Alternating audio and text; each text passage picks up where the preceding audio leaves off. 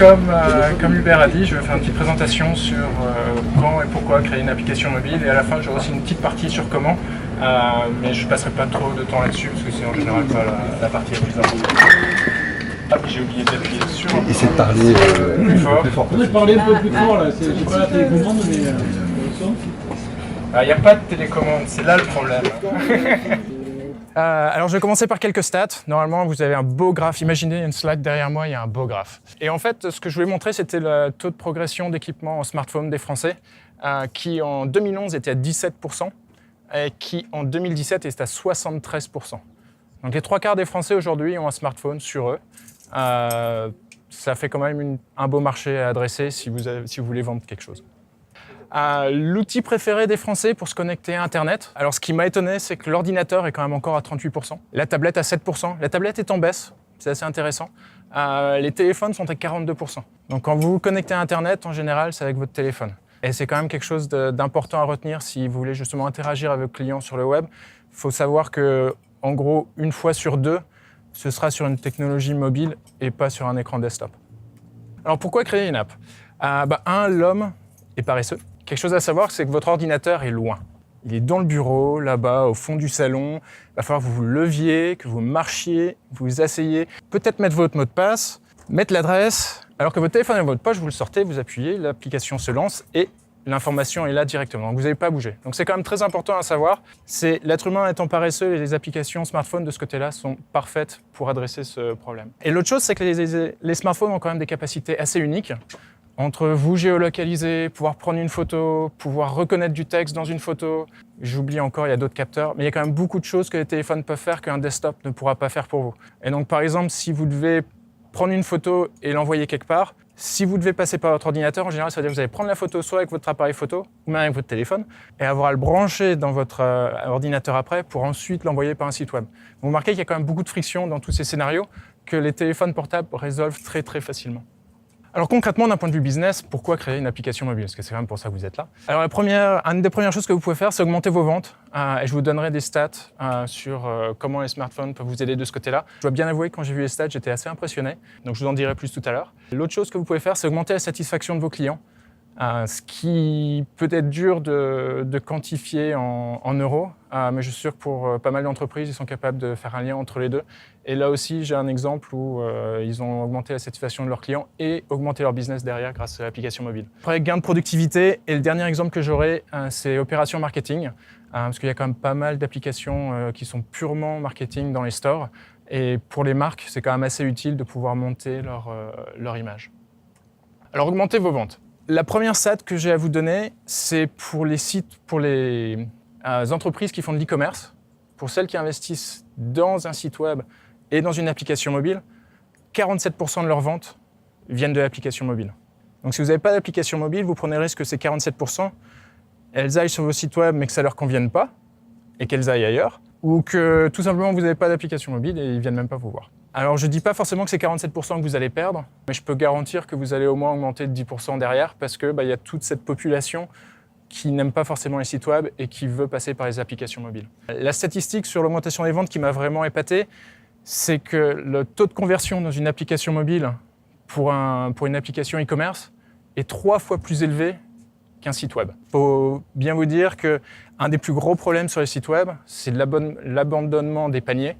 Les utilisateurs qui font leurs courses, machin, et puis après ils disent voilà, finalement non, parce que va falloir mettre ma carte de crédit, et puis la page elle part bien, elle s'est pas bien chargée, machin, j'ai abandonné. Alors que les applications mobiles, en général, permettent de régler pas mal de ces problèmes parce que c'est mieux intégré, sont un petit peu moins dépendantes des connexions Internet parce qu'il y a moins de données à transmettre, et donc en général ces transactions se passent mieux, et donc il y a meilleur taux de conversion derrière pour les paniers. Alors là j'avais un beau graphe. Non, vous voulez voir, je vous le montre, mais très honnêtement, la web, ça va être dur. Donc, je vais vous faire un résumé. Donc, c'est un graphe qui montre la part de vente par smartphone contre desktop. Et quand c'est smartphone, c'est site web et application mobile sur smartphone. Ce qui m'a marqué, moi, sur cette slide, il y a plusieurs pays. Alors, le Japon, eux, ils sont déjà ils ont passé à 50% des ventes sur smartphone comparé à desktop. Il y a quelques pays comme ça qui se rapprochent. Nous, en France, on est beaucoup plus modeste. Aujourd'hui, on est à 27, ou à peu près, on va dire 27% des ventes qui sont faites par mobile. Mais alors, ce qui m'impressionne le plus, c'est que ça, c'est les stats de 2016. En 2015, on était à 21%. Ça regroupe tout. Comment? Ça regroupe tout. Ça regroupe Y tout. compris les achats de billets d'avion, de train. Faudrait que je regarde exactement les sources, mais... Parce que c'est clair que si on y met les achats de billets d'avion ou de train, forcément, moi je prends mon cas, de 3 quarts du temps, même 90% du temps, je fais mes réservations. C'est très pratique de le faire sur le téléphone, Donc, je suis tout à fait d'accord. Ça exclut toutes les autres activités.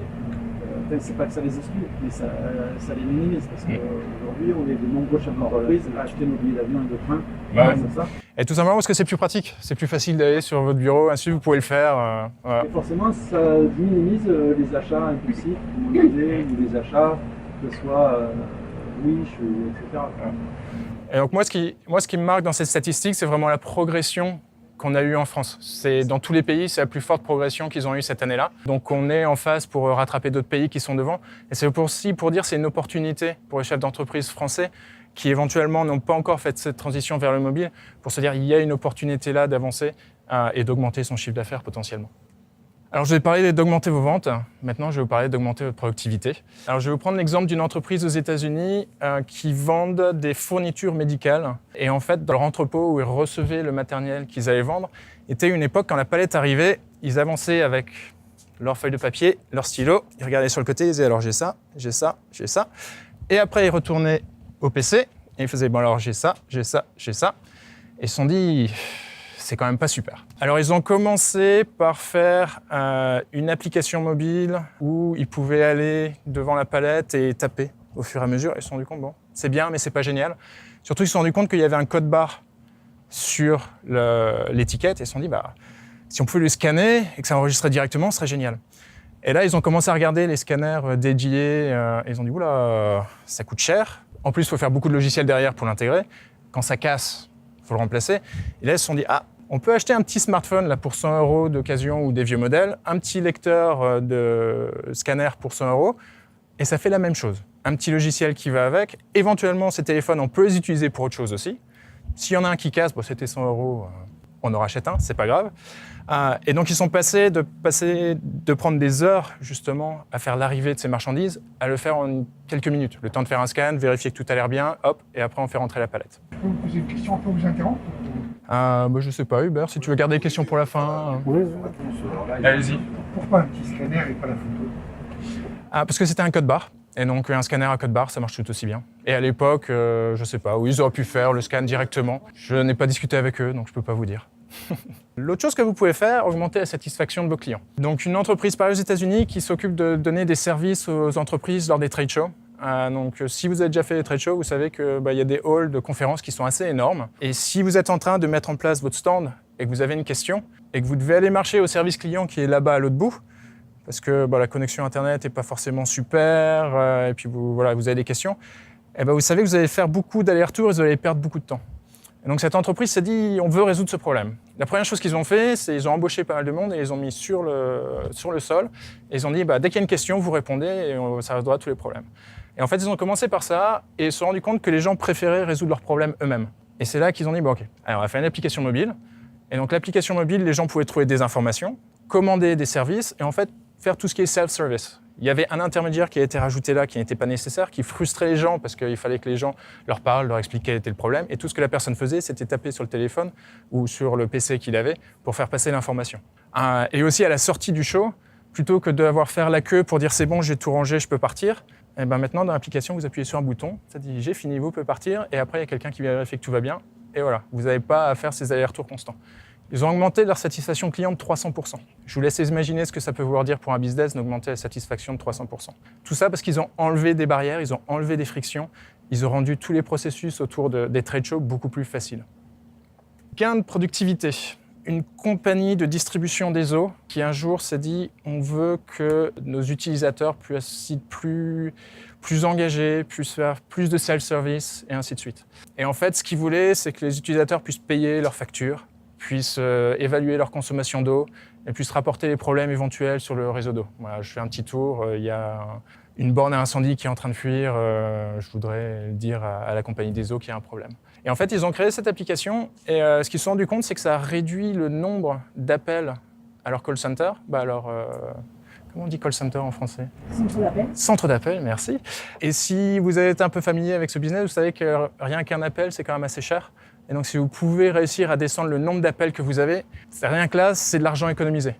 L'autre chose qu'ils se sont rendus compte, c'est que les temps d'appel étaient aussi moindres derrière. Je ne sais pas exactement pourquoi ça a été réduit, le temps d'appel. Je suppose que ça a été pour des problématiques différentes qui devaient être plus faciles à résoudre de vive voix. Et donc, à ce moment-là, les temps d'appel étaient plus courts.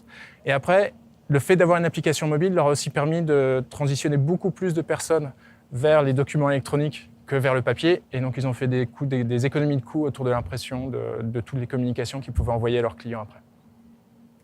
Et le dernier exemple que j'ai, c'est pour les opérations marketing. Il y a une marque de papier toilette qui s'appelle Charmin. C'est aux États-Unis, je ne sais pas si elle existe en France. Ils ont créé une application pour donner une note aux toilettes publiques. C'est tout con, hein.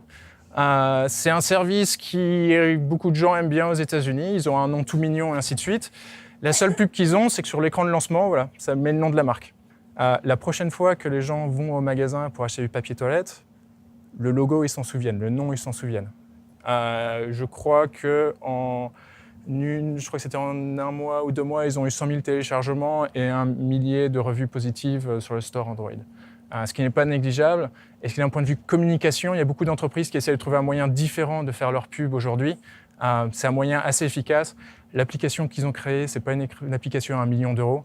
Je pense que ça aura coûté moins cher qu'une campagne de pub qu'ils auraient pu faire à la télé. Alors, quelles sont les bonnes questions à vous poser si vous voulez créer une application mobile?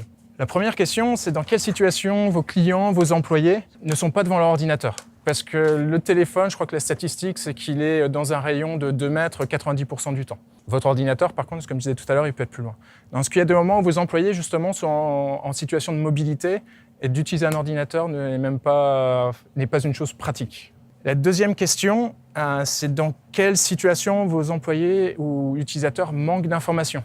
C'est quand même très pratique d'avoir une source d'informations avec Wikipédia et tout ce que vous voulez dans votre poche. Et si en plus ça peut inclure les informations sur vos produits, sur les moments où vous devez prendre des décisions, c'est pareil, ça réduit les frictions et ça permet aux utilisateurs non pas d'avoir à se dire « Ah oui, il faut que je me souvienne, il faut que je fasse ça ce soir » et de passer « Ah oui, j'ai cette question, je regarde, ah ouais, ok, j'achète » ou voilà, vous continuez, vous accélérez le voyage du client dans vos services. L'autre question, c'est est-ce que vous avez des étapes ou des situations où vous forcez vos utilisateurs à utiliser un intermédiaire? Une des choses qui m'a marqué quand je suis rentré en France, c'est quand j'ai voulu ouvrir un compte en banque, qu'il a fallu que je prenne rendez-vous à la banque. En toute façon, il y a un banquier. Hein. Oh, c'est pas grave, je ne suis pas ici pour me faire des amis. Il a fallu que je prenne rendez-vous, que je reste assis 1 heure dans le bureau pour signer 3 documents, pendant que mon banquier imprimait des feuilles, imprimait, qui me disait « Est-ce que vous avez ça ?» Je lui envoie par PDF, par email. Il imprime pour le scanner, parce que ça ne rentrait pas dans le logiciel. C'est pas chez vous. C'est pas chez vous, bon ça va, ça me rassure. C'est la concurrence, c'est ça? Bien sûr. Oui, c'était la concurrence, je confirme. Non. Pour être honnête, je n'ai pas encore changé de banque. C'est triste, mais voilà. C'est l'occasion.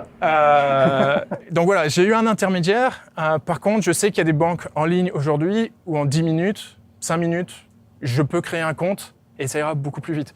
D'un point de vue de friction, d'un point de vue où est-ce que je vais ouvrir ma banque, aujourd'hui, si je sais que je dois ouvrir un nouveau compte, je ne chercherai même pas à me déplacer. Je regarderai les 10 banques qui sont en ligne et je ferai ça comme ça. Donc si vous avez des problèmes de friction, d'intermédiaire, les applications mobiles sont très bien aussi pour ça, surtout en période de mobilité. Combien nous reste-t-il de temps, Hubert? 5 minutes. 5 minutes? Ah, bah c'est parfait. J'ai plus qu'une slide, mais c'est la slide la plus grande. C'est comment faire. Alors comment faire? Déjà, la première chose, c'est de définir votre but. Parce que si vous n'avez pas un but précis, vous n'allez rien faire. Vous allez avoir une belle application mobile qui fait tout et qui fait rien à la fin. Donc la première chose, c'est quel est votre but, qu'est-ce que vous essayez de faire. Et quand je dis quel est votre but, le but n'est pas je veux créer une application mobile. Votre but est je veux vendre plus, je veux plus de clients, je veux augmenter la satisfaction de mes clients. C'est ça vos buts.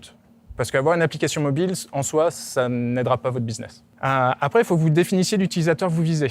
De dire, je crée une application pour le monde entier, vous aurez une application qui sera utilisée par personne.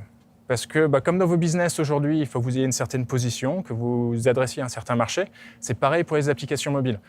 C'est très bien de dire, je vise les golfeurs entre 25 et 30 ans qui sont débutants, parce que vous serez un des seuls à viser ça. Et donc, une fois que vous avez bien défini ça pour les utilisateurs, ce sera parfait parce que vous commencerez à savoir quels sont leurs problèmes, quels sont les problèmes qu'ils ont et quels sont les problèmes que vous allez résoudre pour eux. Définir les scénarios d'usage. Une fois que vous savez qui vous visez et que vous connaissez leurs problèmes, vous pouvez commencer à définir ce qu'on peut appeler des histoires. Dire voilà, je suis Olivier Estrebec, j'ai 35 ans, j'apprends à jouer au golf et mon problème est X. Et je veux résoudre ce problème-là avec l'application mobile. Et vous pouvez écrire cette petite histoire qui permet de définir après quelles sont les fonctionnalités que vous allez mettre dans l'application. Parce que par exemple, pour apprendre à jouer au golf, je ne joue pas au golf, donc je ne sais pas comment on apprend. Mais je suis sûr que, par exemple, d'avoir une petite caméra qui peut me donner un retour sur mon swing pour dire alors au début, c'est pas bien, au milieu, c'est pas bien, et à la fin, c'est toujours pas bien. Ça peut m'aider à progresser un petit peu. C'est pas normal. C'est comme ça au début? Oui. Même après. Même après, d'accord. Ça existe la caméra. Oui, c'est pour ça que j'ai utilisé cet exemple. L'étape d'après, une fois que vous auriez ces scénarios d'usage, ce sera de créer le design et le cahier des charges. Parce que c'est bien d'avoir des idées dans la tête, mais si vous ne les mettez pas sur papier, c'est dur à communiquer à la personne qui va le faire derrière. Et deux, vous atterrissez au final avec une application qui ne fait rien de ce que vous voulez au début, parce que vous n'avez pas pris le temps de mettre ça au papier clairement. Après, c'est là où vous aurez un consultant extérieur en général qui viendra faire l'implémentation et le test. Moi, je travaille un petit peu différemment dans le sens où j'interviens dès le début, définir le but du projet. Mais après, c'est l'implémentation. Et c'est là où vous allez avoir quelqu'un qui va commencer à écrire du code. C'est la partie qui vous ennuiera énormément, qui va prendre beaucoup de temps. Mais normalement, tous les jours ou toutes les semaines, vous verrez votre application qui avance, qui évolue, des nouvelles fonctionnalités qui arrivent et ainsi de suite. Et c'est là où vous pouvez commencer à donner du retour sur oui, effectivement, on pensait que ça se serait bien, mais maintenant que j'utilise, c'est franchement nul. Donc, est-ce qu'on ne peut pas changer, et ainsi de suite. Donc, c'est là où ça devient très intéressant de voir le projet bien avancé. Et puis après, ça a sorti dans les stores. Et là, il faut se préparer parce que ça peut faire mal, parce qu'on a tous nos rêves de « cette application, elle est géniale, ça va être formidable ». On va dans les stores et... silence. Voilà. Donc il y a beaucoup de spécialistes en marketing, en lancement d'applications. Donc si vous partez dans ce projet, je vous conseille soit vous-même d'être un spécialiste là-dedans ou d'avoir un partenaire, un prestataire, quelqu'un qui peut faire cette partie-là. Parce que c'est vrai que de créer une application, on va dire à 50 000 €, s'il n'y a pas un budget à 30-50 000 € en marketing derrière, moi je dis en général c'est 50-50 pour les applications grand public. Mais pas forcément 50 000. Non, les applications mobiles, ça va de 5 000 à des millions. Il faut 5 pour la création, le développement, et 5 pour la mise en ligne, c'est ça? Pour le marketing, moi je dis qu'il faut dépenser autant en développement qu'en Ça marketing. dépend. Si tu fais une application pour de la productivité interne pour l'entreprise, il n'y a pas besoin, puisque c'est un public qui est déjà conquis. Conquis, ça dépend du niveau d'autorité dans la société. Ouais, bon, enfin, quelqu'un qui est là, quoi. Voilà, exactement. C'est pour les applications grand public. 50-50, c'est un beau ratio pour commencer. Après, ça dépend des niches, ça dépend de beaucoup de choses. Vous pourrez toujours lire quelque part des startups qui ont commencé en disant on n'a rien investi en marketing. Sauf qu'ils ont investi leur temps pendant 2 ans à créer ça vaut quelque chose. Voilà. Ils ne sont pas juste arrivés, pouf, une application et ça marche tout seul. Ah bon? J'ai jamais vu ça encore. On était venu pour ça, pourtant. Vous pouvez rentrer chez vous, alors. Et la dernière étape, c'est la maintenance, parce que c'est un truc à pas sous-estimer une fois que l'application est sortie. D'un, vous voudrez des nouvelles fonctionnalités, mais deux, dans le monde de l'informatique, c'est quelque chose qu'on n'aime pas dire en général, mais il y a toujours des bugs, il y a toujours des choses qui cassent. Apple et Google sortent une nouvelle version tous les ans. Tous les ans, il faut aller voir est-ce que ça a cassé quelque chose, est-ce qu'il y a quelque chose qui a changé. Et si en plus c'est une application mobile qui est connectée à un serveur derrière, vous rajoutez encore une pile. Voilà. Au plus c'est des applications connectées, au plus la pile de maintenance devient grande. Et donc c'est quelque chose à prévoir dès le début, d'en dire dans le budget, je disais 50 applications mobiles, 50 marketing, rajoutez 20% maintenance derrière. C'est tout ce que j'avais. Est-ce que vous avez des questions ? Et toi, tu interviens dans quelle partie exactement? Alors moi j'interviens du début à la fin. La seule partie qui vient vraiment du client, c'est le but. Parce que ça, je ne peux pas vraiment le faire. À partir du moment où vous avez le but, moi j'interviens justement derrière pour voir quels sont les bons scénarios à implémenter pour faire ça, faire le cahier des charges, la liste des fonctionnalités, pour aider justement à atteindre ce but le plus vite possible, sans forcément faire des choses qui ne sont pas nécessaires et se concentrer sur, on veut augmenter le nombre de clients, machin bidule. Voilà ce qui est important de faire aujourd'hui, on va déjà faire ça, et puis après on verra plus tard comment on peut avancer. Et jusqu'à la fin, la maintenance et Jusqu'à l'écriture aussi. l'écriture, le design, l'écriture, la maintenance, la sortie dans les stores. Je fais pas de marketing, je suis désolé, c'est pas mon truc. Est-ce que vous avez des partenaires? Alors en général, je travaille en individuel, mais pour des projets qui sont soit plus gros ou qui ont besoin, par exemple, d'une partie serveur, là, je travaille avec des partenaires pour faire la partie serveur, parce que chacun sa spécialité. Suivant les technologies et ainsi de suite, il y a des moments où j'utilise des partenaires. Marketing, j'ai quelques noms, mais en général, je préfère laisser mes clients se débrouiller, trouver dans leur réseau les bons partenaires de ce côté-là. Le délai moyen pour un développement d'application Ouais, j'ai envie de dire entre un mois. Selon la taille, mais à Ouais, partir voilà. d'un mois, on peut avoir une application qui Oui. fonctionne. Ouais. Le dernier projet sur lequel j'ai travaillé, c'était à peu près 2 mois de travail et c'était une application connectée avec un serveur derrière, une certaine complexité dans l'application. Et c'est vrai qu'il y a moyen de faire beaucoup plus court, mais après, c'est les applications qui n'ont pas forcément beaucoup d'utilité. C'est toujours pareil. Et c'est là où d'avoir un but bien précis en tête est très utile. D'accord. Sur le choix des plateformes de développement. Des conseils? Ça dépend des buts, c'est toujours pareil. Donc là, la semaine dernière, par exemple, j'avais fait une présentation sur React Native, qui est une technologie qui permet de faire des applications qui marchent sur Android et sur iOS. Il y a des situations où c'est très adapté, et il y a d'autres situations où je ne conseille pas forcément. Par exemple, dans les news là, dernièrement, il y a 2 grandes sociétés américaines qui utilisaient React Native en interne, qui ont dit « nous, on arrête, on ne veut plus utiliser ça ». Alors, ils ont leurs raisons, je les comprends. Pour moi, ça me paraît logique. Mais il y a d'autres situations où, par exemple, une start-up qui commence, qui a un budget limité, c'est tout à fait pertinent parce que ça permet de sortir sur les 2 plateformes en même temps. Après, il y a quelques limites, il y a quelques problèmes organisationnels derrière et quelques problèmes de formation et éducation du personnel. Et ça, en fait, c'est à gérer surtout pour les plus gros projets à plus long terme, les plus grosses entreprises. Donc, dans votre cas, par exemple, où vous êtes en train de... Dans quelle direction on va, une entreprise d'une certaine taille, j'ai envie de dire, c'est une bonne question à se poser entre Native et React Native. Parce que il y a des avantages d'un côté, mais avec des inconvénients, et donc c'est une balance un peu complexe à trouver, et c'est un peu une bataille de religion en ce moment. Et j'ai envie de dire, ça dépend beaucoup des ressources que vous avez en interne, ou des ressources que vous avez l'intention d'acquérir en interne. Une des choses sur React Native, c'est que ça a été créé parce que Facebook n'avait pas assez de développeurs mobiles. Non pas parce qu'ils voulaient faire de l'hybride, mais parce qu'ils n'avaient pas assez de développeurs pour les applications iPhone. Alors, la deuxième, je vais plaider le 5e amendement américain. Comme ça, hop, c'est passé à la trappe. Facile. Oui, je sais, c'est comme ça. La première, RGPD, c'est la même chose que pour les sites Internet. Donc, Sauf que c'est un peu plus intrusif quand même. pas forcément, parce que c'est les mêmes technologies, de tout ce qui est technologie de tracking.